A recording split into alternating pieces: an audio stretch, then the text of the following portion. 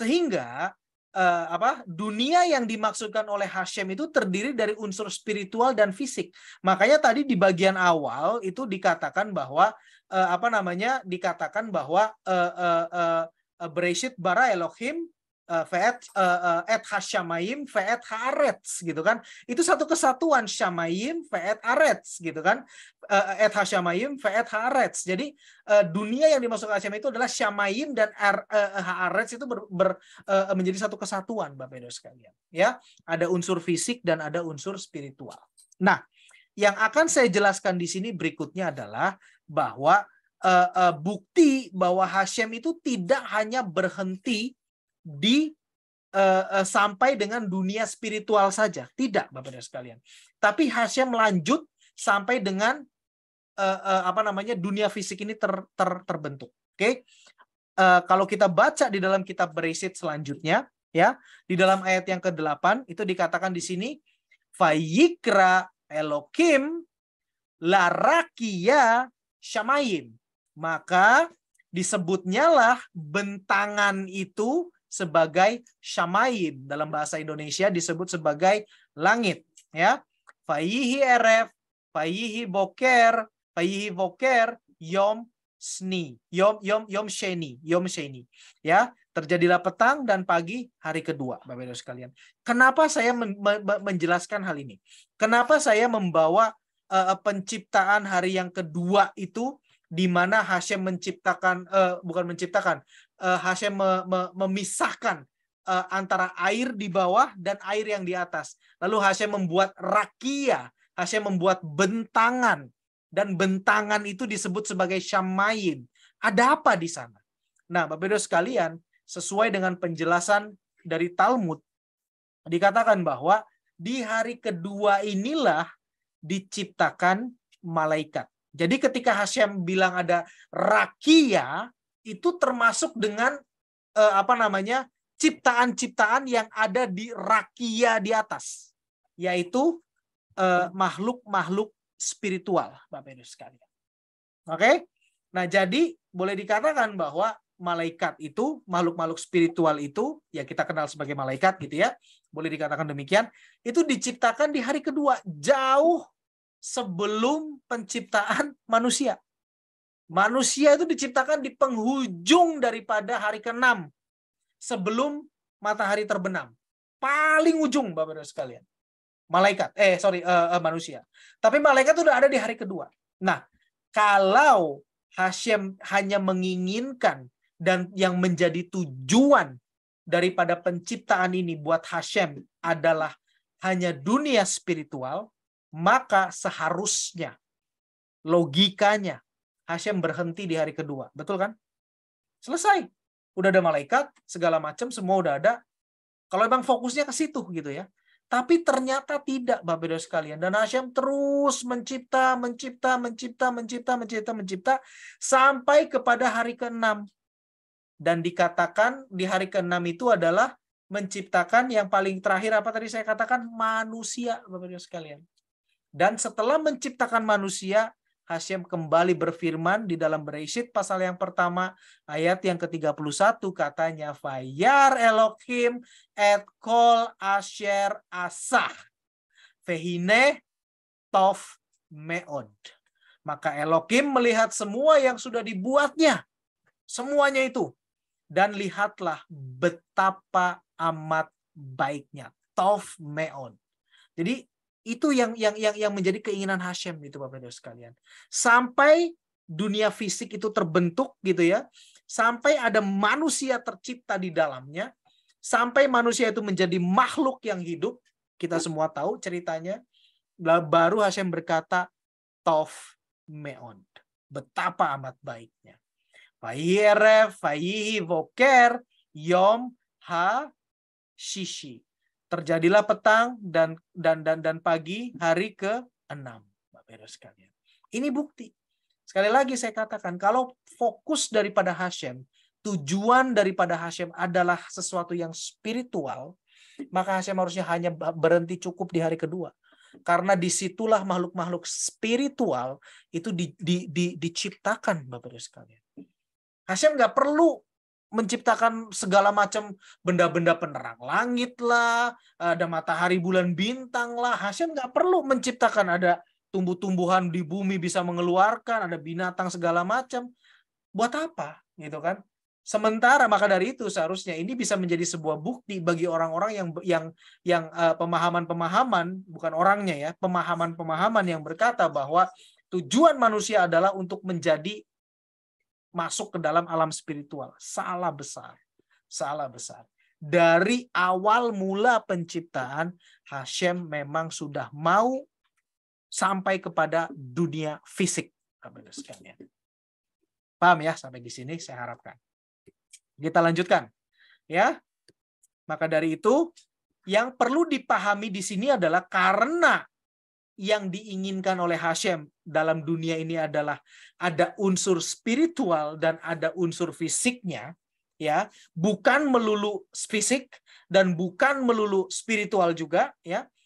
Maka yang perlu kita pahami di sini adalah keseimbangan antara unsur spiritual dan fisiknya, gitu kan? Karena itu yang Hashem inginkan, gitu kan? Karena dunia ini adalah Shamayim ve Aretz. Langit dan bumi. Langit bicara sesuatu yang spiritual, Eretz, bumi bicara yang fisik. Dan ada kombinasi yang luar biasa di sini yang harus kita pahami. Sehingga Hashem berkata, Tov Me'on. Nah, itu Bapak Ibu sekalian. Nah, kunci keseimbangan antara unsur spiritual dan fisik ini yang harus kita miliki. Kita nggak boleh terlalu spiritual. Makanya saya bilang tadi, puasa terus, semakin banyak puasa. 1 tahun 365 hari, 200 hari diantaranya kita berpuasa. Maka kita menjadi manusia yang benar-benar berkenan kepada Hashem. Enggak, Bapak Ibu sekalian. Bahkan ya, kalau Bapak Ibu sekalian hitung, silahkan deh. Bapak Ibu sekalian hitung. Orang Yahudi saja berpuasa itu bisa dalam 1 tahun itu palingan nggak sampai 10 hari, Bapak Ibu sekalian. Puasa Yom Kippur 1 hari. Ya kan? Lalu puasa Esther mungkin 3 hari. Itu pun nggak wajib.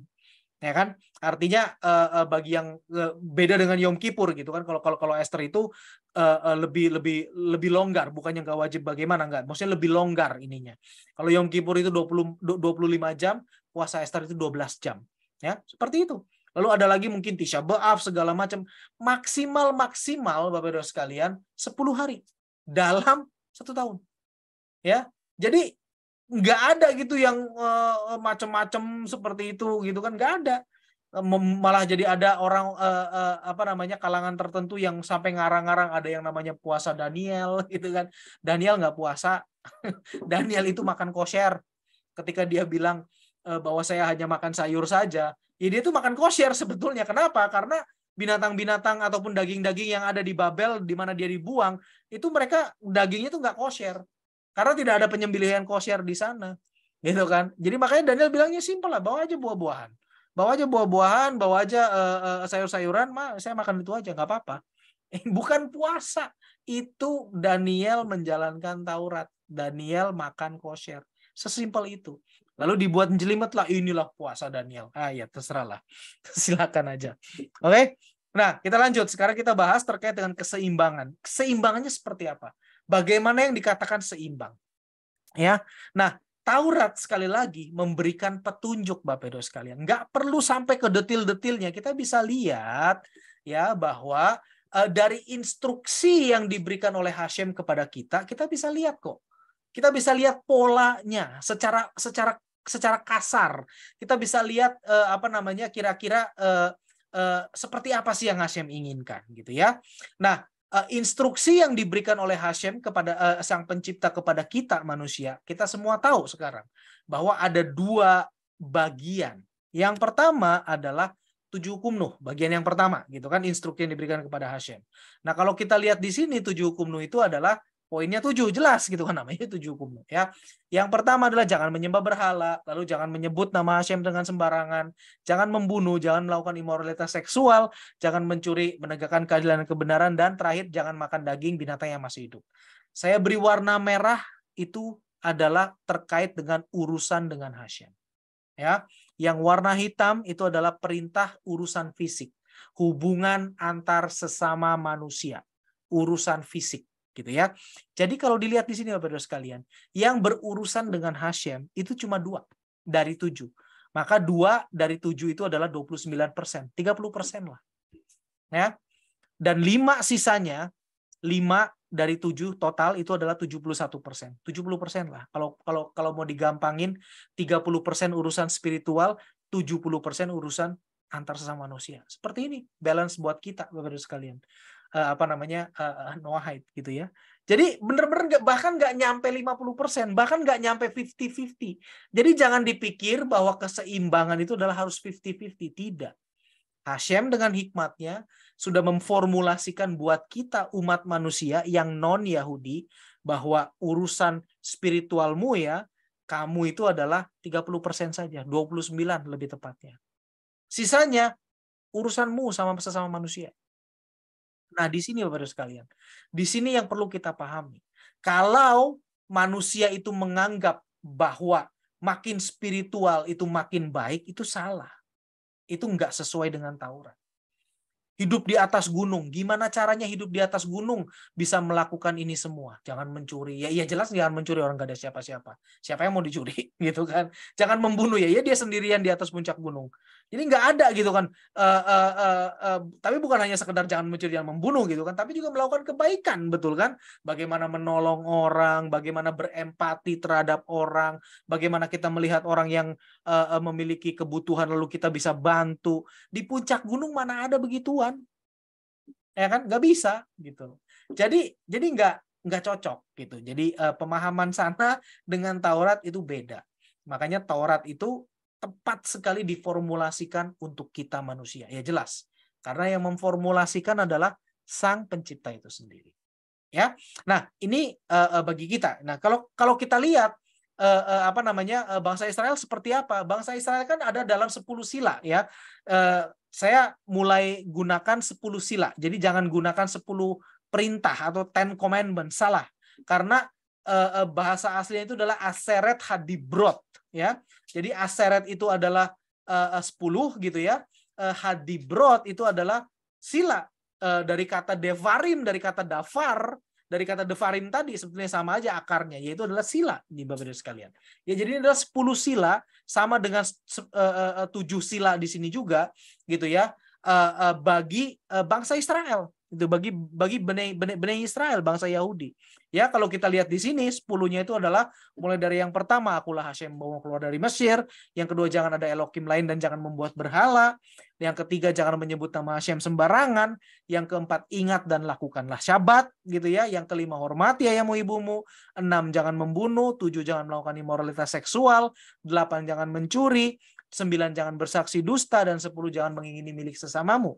Ya, kalau kita lihat bagian daripada 7 hukum Nuh ini sebetulnya terserap dengan sempurna di sini, plus ditambahkan perintah khusus ataupun sila-sila khusus untuk Bani Israel.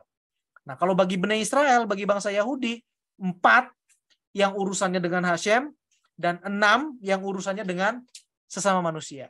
Tetap aja, Bapak-Ibu sekalian, memang bangsa Israel itu memang fokusnya ke arah yang lebih spiritual. Maka dari itu dia diberikan ada yang namanya Beit Hamikdash gitu kan. Beit Hamikdash itu nggak ada urusannya dengan dunia gitu Bapak sekalian. Artinya hukum yang terjadi di sana itu beda total dengan ada yang di luar daripada Beit Hamikdash gitu ya. Dan sebetulnya ya itu boleh dikatakan itu dunia sendiri gitu kan. Dan itu memang Bani Israel atau orang Yahudi melayani di sana sebagai bentuk ya memang karena diperintahkan oleh Hashem. Karena itu Hashem yang mau gitu kan. Seperti itu. Ya, jadi buat bangsa Israel, buat bangsa Yahudi tetap spiritualnya itu 40% dan yang fisik itu 60%, Bapak-Ibu sekalian. Jadi tetap bobotnya biar bagaimanapun juga bangsa Israel pun, bangsa Yahudi pun bobotnya itu lebih banyak kepada yang fisik, Bapak-Ibu sekalian. Bagaimana dengan sesama, bagaimana memperlakukan sesama, bagaimana jika begini, jika seperti itu. Sama, Bapak-Ibu sekalian. Ya, jadi nggak ada bahkan yang 50-50 aja nggak ada. Luar biasa ya Hashem ya. Benar-benar gitu. Jadi dia Hashem itu benar-benar memberikan sebuah formulasi yang tepat bagi kita semua.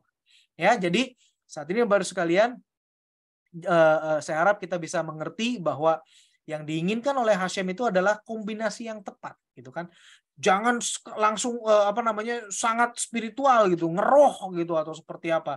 Nah, makanya saya pernah bahas gitu ya terkait ada sebuah pengajaran yang berkata apakah kita tuh perlu ngeroh atau seperti apa sih hidup yang berkenan kepada Hashem itu yang ngeroh atau seperti apa gitu kan.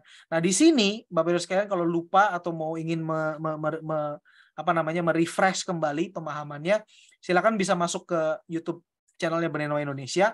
Nah, di sini ada pengajaran prinsip dasar kehidupan terkait dengan ngeroh gitu kan. Di sini saya menggunakan sebuah pemahaman terkait dengan nazir, ya, bahwa nazir saja orang yang bernazar kepada Hashem, ya, abstain dari anggur, abstain dari hal-hal yang dunia ini, itu ada batasnya. Nggak boleh selama umur hidupnya, nggak boleh. Dan itu harus atas approval imam, atas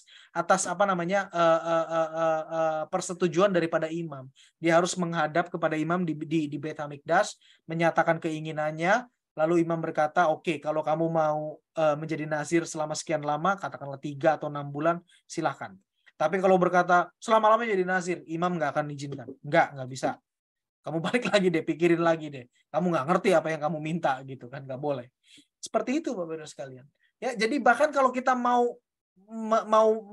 memfokuskan diri kepada hal yang rohani full, itu ada batasnya, nggak boleh selama-lamanya. Dan bahkan yang lebih lucu lagi, kalau kita lihat, kalau Bapak Ibu sekalian ngerti hukum nazir gitu ya, setelah selesai periode nazir, katakanlah si A, dia mengambil periode nazir selama 8 bulan, misalkan. Setelah selesai 8 bulan, apa yang dia harus bawa, apa yang dia harus lakukan? Dia harus kembali menghadap imam, menyatakan saya selesai, dan membawa korban salah, korban khatat, Bapak Ibu sekalian. Jadi artinya di sini berfokus full kepada kehidupan spiritual dalam dirinya, dalam contoh kasus si A ini selama 8 bulan, itu adalah suatu kesalahan. Luar biasa ya. Jadi berfokus kepada hal yang spiritual itu adalah kesalahan. Makanya setelah dia selesai 8 bulannya, dia harus membawa korban penebus salah, korban khatat, Bapak Ibu sekalian. Itulah. Jadi kalau kita ngerti Taurat, kita bisa menempatkan diri kita itu dalam pemahaman yang benar. Ya. Jadi sekali lagi, betul kita memiliki unsur spiritual, betul ada hal spiritual yang memang harus kita jalankan, tetapi porsinya harus tepat. Ya. Kita lebih banyak Beneno itu justru lebih banyak bermain atau lebih banyak berperan dalam dunia ini dalam hal fisik. Dalam hal fisik, Bapak Ibu sekalian. Bagaimana memperlakukan sesama, bagaimana bisnis dengan benar, bagaimana bekerja dengan jujur, bagaimana kita bisa menghargai sesama kita. Hal-hal seperti itu. Dan itulah kehendak Hashem. Ya, bukan makin banyak puasa, bukan makin banyak mengurung diri, apalagi hidup di puncak gunung. Oke? Saya harap sampai di sini bisa dipahami. Kita lanjutkan. Nah, sehingga, Bapak Ibu sekalian, dari diskusi kita tadi, maka dunia fisik ini adalah goal ataupun tujuan utama daripada proyek Hashem, Bapak Ibu sekalian. Ya, nah kalau kita lihat di sini, kalau saya berikan terkait dengan struktur daripada jagat raya ini, ya, struktur dunia ini kan seperti ini ya, Bapak Ibu sekalian. Kita semua tahu. Dan semua itu bersumber dari satu yang namanya Ein Sof. Ein Sof itu adalah sesuatu yang tidak terbatas. Ini adalah Tuhan itu sendiri, gitu kan? Nah, Tuhan atau Hashem itu memberikan memancarkan boleh dikatakan dalam tanda petik energinya itu terus sampai ke dunia yang paling bawah, ya flow of divine providence-nya itu terus ke bawah sampai ke dunia fisik, ya, melalui ini semua, gitu kan, sampai ke Malchut. Malchut ini adalah dunia fisik, Bapak Ibu sekalian. Ya, jadi sampai bisa menjadi bulatan bumi seperti ini, sampai bisa ada kita manusia yang hidup di dalamnya, itu sebenarnya semuanya itu bersumber dari Hashem yang dikenal dengan istilah Kabbalah itu adalah Ein Sof, Bapak Ibu sekalian. Ya, pancarannya itu terus ya melalui ini semua, semua kombinasi ini semua sampai termanifestasi secara fisik di dunia ini. Kalau dalam bahasa Sefirot itu adalah Malhut, dan bentuknya adalah dunia fisik di mana kita tinggal. Ini Bapak Ibu sekalian. Jadi seperti itu. Dan ini adalah tujuan utama. Ini, mentok ini. Tidak ada yang lain lagi, tidak ada lagi yang di bawahnya. Tidak ada Bapak Ibu sekalian. Jadi ini terakhir. Dan inilah keinginan Hashem itu tadi. Ratson daripada Hashem itu tadi. Ya, sehingga goal akhirnya adalah Hashem bertahta di dunia fisik ini, Bapak sekalian. Jadi dunia yang kita tempati sekarang ini itu benar-benar menjadikan Hashem sebagai raja dan penguasa yang diakui. Saat ini boleh dikatakan hanya orang Yahudi yang taat Taurat dan kita Bnei Noach yang mengakui Hashem itu adalah raja. Sisanya mereka nggak ngerti. Bukannya mereka memberontak, mereka ada dalam kegelapan. Mereka ada dalam kegelapan. As simple as that. Nah, maka dari itu, kalau kita justru berfokusnya, kita mau ke Tuhan. Wah, kita mau ke surga. Kita mau bersatu dengan Tuhan. Kita mengarahkan hidup kita berfokus ke surga. Itu salah arah, teman-teman sekalian. Sementara Hashem inginnya begini, kita itunya menginginnya ke sana. Melawan arah. Bapak Ibu sekalian, salah besar, salah kaprah. Ya, ada sebuah pepatah yang dalam bahasa Yunani itu dikatakan mensana en corpore sano. Hashem maunya ke sana, lah lu maunya ke sono gitu kan. Jadi kagak nyambung gitu. Jadi ya baru Hashem lah kalau kita sudah mengerti Taurat, saya nggak bisa ngomong yang lain-lain. Ya kita justru harus memberikan pemahaman kepada mereka-mereka yang arahnya salah. Yang corpore sano itu yang elunya ke sono gitu kan. Hashem ke sana loh, bukan ke sono gitu kan. Jadi itu yang harus kita bagikan, yang harus kita berikan kepada mereka ya. Sehingga mereka bisa memiliki pemahaman yang benar bahwa ini gitu Bapak Ibu sekalian. Ini yang menjadi tujuan Hashem. Bukan kita berlomba-lomba untuk menuju surga, bukan seperti itu. Enggak begitu. Ya. Baruch Hashem. Ya, bila mana ada kesempatan, bila mana ada kemungkinan, ya sebisa mungkin kita berikan terang Taurat ini dengan kapasitas dan sesuai dengan apa yang Hashem berikan kepada kita. Tapi yang jelas di sini, saya harapkan semua kita yang ada, yang hadir di sini dan yang mendengarkan nanti rekamannya paham bahwa fokusnya adalah arahnya itu, flow-nya itu ke sini. Ya, bukan kebalik. Jangan sekali lagi kita berlomba-lomba untuk menjadi rohani.